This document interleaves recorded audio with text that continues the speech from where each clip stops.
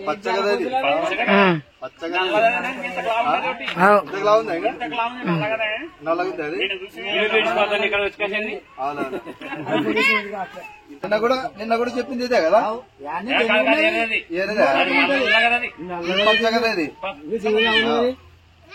మొగరాయుడు ఇది మొగరాయుడు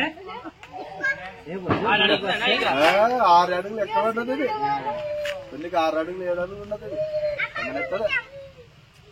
సుమారు అంటే ఒక 10 సంవత్సరాల పాము ఉంటుంది అంతలా ఉండదు అసలు ఆ దారుణం బాగా గుర్తులేదా రావడం తినడం ఏమన్నా పడుకోవడం అది బాగా గమనించారు మీరు ఎవరు చూసి అంటే ఇక్కడ నుంచి బాగా అది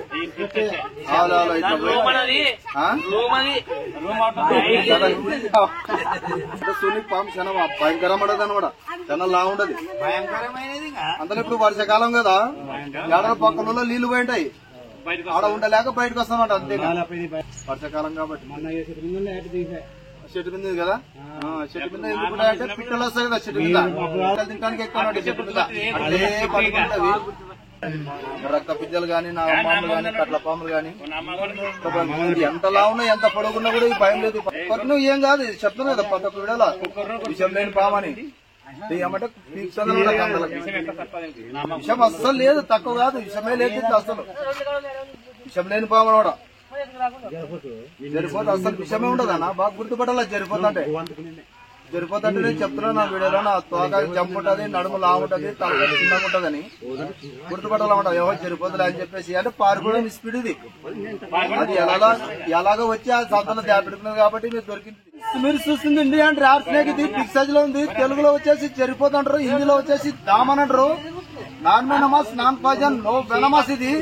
కాకపోయినా ఏం చెప్పున్నా కప్పలు తొండలు పిట్టలు ఎలకలు తింటుంటారు కాబట్టి ఇది ఎవరికైనా బయట అయితే ఇంప్రెషన్ కాకుండా ఓన్లీ టీటీసీ చెప్పుకుంటే చాలా అనమాట కాకపోయినా చాలా మంది ఇది ఇట్లాంటి పాములు కొరికితే మంత్రం తంత్రం అని నాటు వైద్యం అని చెప్పి కరిచిన వ్యక్తికి ఆ ఊరి తిప్పుతుంటారు కాకపోతే దీనికి నాటు వైద్యం వేసిన ఒకటే వేయకుండా ఒకటే మంత్రించిన ఒకటే మంత్రికున్న ఒకటే ఎందుకంటే దీని పంటిలో అసలు విషమే లేకుంటది కాబట్టి ఇట్లాంటి పాములు బయట అయితే మనం గవర్నమెంట్ హాస్పిటల్కి వెళ్లి టీటీ చేయించుకుంటే చాలా ఉంటుంది సేవ్ అయిపోతారు కాకపోయినా మన ఇంటి పరిశుభ్రాలు కూడా నీటికి పెట్టుకున్న మన ఇంట్లో తంతులు చెత్త పెట్టెలు కట్టెలు అట్లాంటివి ఉంటే ఇట్లాంటి పాములు ఇప్పుడు వర్షం పడుతుంది కాబట్టి తడవలేక ఉండలేక వచ్చి ఎక్కడన్నా ఇంట్లో దాపెట్టుకుంటాయి కాబట్టి మనం కూడా ఒక ఆశ తోసి ఏదైనా అడుగు పెట్టాలి ఆశ తోసి చేయబెట్టాలన్నమాట ఎందుకంటే ఇట్లా విషపూరితమైన పాములు ఉంటే కష్టమనట కాకపోతే ఈ పాము ఉంటే ఏం భయం లేదు విషపూరితమైన పాములు ఉంటే కష్టమనమాట ఇది ఈ పాము అయితే కొరికినా కూడా ఏం కాదు నేను ప్రతి ఒక్క వీడియోలో చెప్తుంటాను విషం లేని పాము అని కాకపోతే కొన్ని వీడియోలోనే నాకు కొరికి కూడా చూపించుకున్నా ఇట్లాంటి పాములు విషం లేదు మీరు ఎక్కడ పోయి అవసరం లేదు ట్రీట్మెంట్ కూడా వద్దంటారన్నమాట ఇట్లాంటి పాము కొరికితే ట్రీట్మెంట్ కూడా అవసరం లేదు ఎందుకంటే భయంతో చనిపోతారు భయపడకూడదు ధైర్యంగా ఉండాలా ఎప్పుడైతే ధైర్యంగా ఉంటావో ధైర్యంగా ఉంటే ఇట్లాంటి పాములు కొరికితే కూడా ఏం కాదన్నమాట ఎప్పుడైతే ధైర్యం కోల్పోతాడో అప్పుడే చనిపోతానమాట విషం లేని పాములు అంతమంది కొరికి ఎందుకు చనిపోయినారంటే భయంతో అనమాట భయపడకూడదు ధైర్యంగా ఉండాలా ఏ పాము కన్నా కొరకని ధైర్యంగా ఉండాలా కాకపోయినా ఏ పామైనా విషపూరితమైన పాము కొరకని విషం లేని పాము కొరకని గవర్నమెంట్ హాస్పిటల్కి వెళ్లి అక్కడ పరీక్ష చేయించుకొని ట్రీట్మెంట్ చేసుకుంటే పానాలతో సేవ్ అయిపోతారన్నమాట